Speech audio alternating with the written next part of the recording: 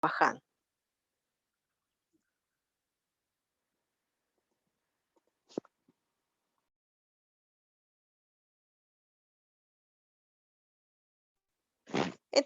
Tenemos entonces acá la separación de sílabas. Ustedes desde primaria también observaron, ¿verdad? Que nosotros en un momento determinado separamos sílabas según el número. Vimos en la clase, hace dos clases también, que las sílabas se separan según la letra. Dijimos entonces que hay, cuando la letra es una, decimos monolítera; cuando son dos letras, decimos bilítera; cuando son tres, decimos trilítera. En este caso es para las letras. Pero si desarrollamos la separación en sílabas, también ya lo vimos y dijimos que las de una sílaba, es decir, que la palabra solamente se da en un golpe de voz, como luz, cal, sol, etcétera, es monolítera. Y cuando nosotros, perdón, es monosílaba. Y cuando nosotros dividimos la palabra en dos sílabas, entonces vamos a llamar bisílaba, trisílaba, y así es como nosotros vamos a dividirlas. Pero también hay otras reglas, y de estas reglas es importante que prestemos atención, porque dice, todas las sílabas tienen un sonido vocal. En algunas ocasiones hay tres vocales, a veces hay dos. Entonces, cuando hay dos vocales unidas, a esto le vamos a llamar nosotros diptongo. Y cuando hay tres vocales unidas, les vamos a llamar triptongo. ¿Qué es entonces un diptongo? Acá nos dice, los diptongos se forman con una vocal fuerte y una débil, o bien sea a la inversa. Si recordamos cuáles son las vocales fuertes, es cuando nosotros abrimos la boca totalmente para mencionarlas. Entonces serían A, E, O. Estas son las tres vocales fuertes. Y dice cuando están combinadas con una débil. Y las vocales débiles nosotros recordamos que son I, U, esas dos. Entonces podría haber una vocal débil con una fuerte. Pero también dice dos vocales débiles forman un diptongo. Y aquí hay un ejemplo de la combinación que nosotros estamos hablando. A, I, A, U, o U, E, U y A. Si ustedes ven, hay una vocal fuerte con una débil, una fuerte con una débil, una fuerte con una débil, una fuerte con una débil, una fuerte con una débil, una fuerte con una débil. Ahí está la combinación de la que nosotros estamos hablando. Podemos encontrarla, dice, en laico, aula, oís, bow, seis, deu, y aquí aire, ahuyentar, estoy, sousa, ley, Eusebio, viaje, entre otras, ¿verdad? Que ya nos menciona acá. Esos son diptongos. Para los triptongos se forman, dice, con una vocal fuerte en medio de dos débiles. Entonces podemos encontrar la combinación de I, A, I, E, I, U, A, I, porque recordemos que las dos vocales débiles son solamente la U y la I. Entonces acá están los triptongos. I, A, I, E, I, U, A, I, U, E, I. Bueno, aquí, apreciáis, apreciéis, apaciguáis, apacigüéis. Entonces nosotros ya sabemos que aquí la unión de estas tres vocales me va a llamar a mí a una palabra triptongo. Pero no debemos de confundir y hay que tener cuidado, porque en este caso dice, observe que al final de la palabra la I se cambia a veces por I griega, por ejemplo, rey, ley. Por otra parte, la letra H es muda entre dos vocales, entonces simplemente no tiene, ¿verdad? Ninguna situación de sonido. Entonces, desahució, definitivamente ahí no implica, ¿verdad? Lo que es la U como tal. Pero tenemos en un momento determinado que también vamos a observar, se dice vocablos que son hiatos. Y entonces a veces nos confunden un poco el hiato con el diptongo. Entonces voy a recordar nuevamente. Diptongo dice que se unen una vocal fuerte y una débil, o puede ser a la inversa. pero se van a unir ahí automáticamente, ¿verdad? Entonces, yo ya sé que las dos vocales van unidas. Mientras que en el hiato dice, cuando las vocales concurrentes no forman un diptongo o triptongo, se le van a llamar impropias. Por ejemplo, vean la palabra maestro. Está la M, la A y está la E. Ahí tenemos maestro y aquí AE están en una misma palabra. Pero la diferencia es que yo no leo maes, ¿verdad? Sino leo ma y separo la vocal y va con la otra consonante. Es tro. Y entonces ahí no se forma un diptongo porque no va la unión de las dos vocales. Otro ejemplo, tengo la palabra héroe y al dividirla yo en sílabas tengo e y separo la o de la e. No digo héroe, ¿verdad? Y entonces por eso no hay diptongo. ¿Se entiende esta parte entre el diptongo y el hiato?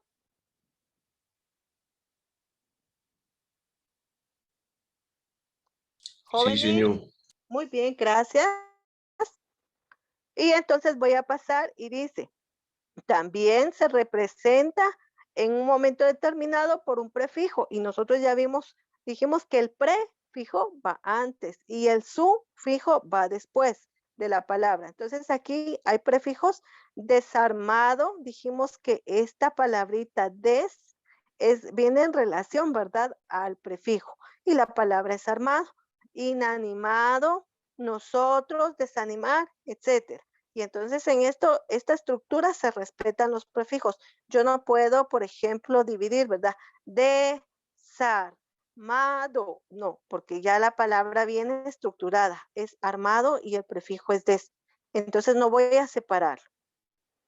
Tenemos también las consonantes licuantes y líquidas, esas ya las vimos, por ejemplo. En este caso nosotros no disolvemos, por ejemplo, las palabras combinadas, por ejemplo, las dos consonantes BL, TR, PR, ¿verdad? Cuando decimos pra, pre, pri, por, prum, mamre, bra, bre, bri, bru, bru, bla, ble, bli, blu, blu, ¿verdad? Ahí no lo cambiamos.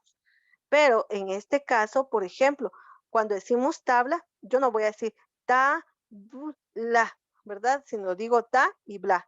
Aquí automáticamente esta sílaba licuante no la puedo separar. Tampoco al decir triple, no puedo separar la palabra te, ple, ¿verdad? Sino digo tri y ple. Ahí.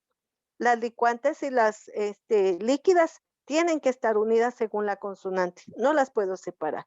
Y esa es otra regla que se establece dentro de la división de las sílabas. Luego viene lo que es la acentuación ortográfica. Y nosotros esto también ya lo hemos observado en algún momento. En este caso, la acentuación me viene a decir a mí en qué forma yo voy a entonar más fuerte la palabra.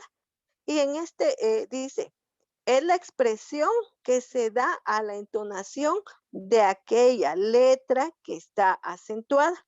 Y por ejemplo, nos dice, la palabra átona son las que no llevan acento. Por lo general son monosílabas. Por ejemplo, podemos mencionar entonces las palabras átonas, es decir, las que no tienen el apóstrofe, la glotal, el signo, ¿verdad? A, por, si, en, dos, dios, fe, tres, etcétera. Pero vamos a encontrar que muchas veces estas átonas están combinadas con las tónicas y ya se van a dar cuenta. En las palabras de más de una sílaba siempre hay un acento y del acento se le llama sílaba tónica. Es decir, por ejemplo, en la misma palabra tónica, la sílaba to es una sílaba tónica porque está acentuada la O, ¿verdad? Las otras son átonas. Y en este caso, por ejemplo, en la misma palabra átona, la sílaba tónica es A y, por ejemplo, to y nas son átonas porque ninguna otra está acentuada. Acá dice, por ejemplo, así, la sílaba A es una átona y la sílaba sí es una tónica porque este sí está acentuado.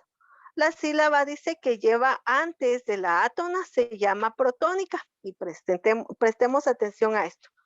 Si ya sé yo, por ejemplo, que la que está acentuada se llama tónica, y el resto son átonas, si va adelante de la sílaba, en este caso, por ejemplo, acentuada, la misma palabra protónica, me muestra que hay el pro, es una sílaba átona porque no tiene este acento. To es una sílaba tónica porque está acentuada. Y por ejemplo, ni y ka son sílabas átonas porque no están acentuadas. Pero como esta palabra tiene pro, entonces como va adelante de la acentuada, se le va a llamar protónica y se le va a llamar a estas sílabas, esta, por ejemplo, ni y ka, se le llaman postónicas. Tiene una similitud a lo que nosotros le llamamos el prefijo y el sufijo, el antes y el después. Cuando va una sílaba no acentuada antes, vamos a llamarle protónica, y cuando lleva una sílaba acentuada, vamos a llamarle postónica. Y eso es lo que nosotros vamos a determinar en la acentuación de algunas sílabas. Esto es para sílabas. Ahora bien, en una palabra recordemos que las palabras se dividen por, en un momento determinado, última sílaba, antepenúltima sílaba y transapenúltima sílaba, pero nosotros no le llamamos transapenúltima, le llamamos antes de la antepenúltima. ¿Y cómo se clasifica eso? Por ejemplo, la palabra reproducir, las sílabas son entonces, dijimos, sir es la última, do sería la penúltima, pro sería la antepenúltima y re sería la antepenúltima, pero si no, también se le llama transapenúltima. Y entonces acá ya vimos nosotros que vamos a dividir las sílabas y las contamos de atrás hacia adelante. Última, penúltima, antepenúltima y antes de la antepenúltima. Y así es como nosotros vamos a acentuarlos. Ahora bien, ¿para qué nos va a servir esto? Porque en un momento determinado nosotros hemos dicho que vamos a dividir las sílabas acentuadas en agudas, graves, esdrújulas y sobresdrújulas. Entonces, las agudas se acentúan en la última sílaba, las graves en la penúltima, las esdrújulas en la antepenúltima y las sobresdrújulas en la antes de la antepenúltima sílaba. Y ya ustedes pueden observar cómo se dan los ejemplos. Por favor, revísenlo y me indican si tienen alguna duda con respecto a esto.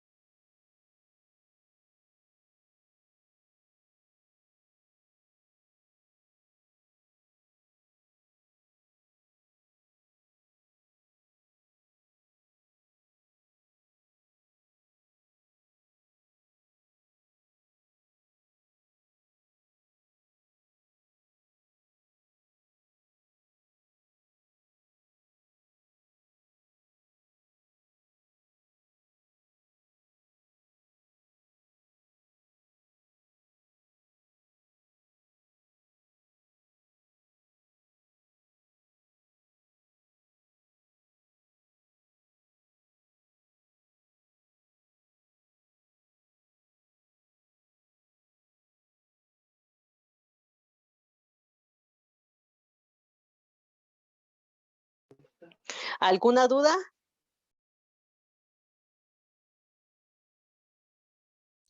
Por el momento no, señor. Muy bien. Entonces, por favor, nos vamos a quedar hasta aquí solamente. Lo que vamos a hacer es que van a transcribir esto a su cuaderno y van a colocar, por favor, ejemplos para que quede más claro. Sobre eso vamos a trabajar, esa va a ser la tarea y la próxima semana yo ya comienzo con el otro tema. Por favor.